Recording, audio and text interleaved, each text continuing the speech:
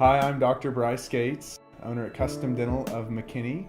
This is the third annual Mommy Makeover. It is an incredible time of the year for us. We're able to meet all these wonderful women who oftentimes sacrifice their own needs in lieu of taking care of their families. And it's been unbelievable reading all the nominations that we've been receiving about these wonderful women and their stories. And today we're getting to meet some of them, our nominees. So over the next couple weeks, we'll be meeting more of them, and we'll be narrowing down to a final selection of about 5 top finalists that will then go to decision by you to be able to vote on who the winner is.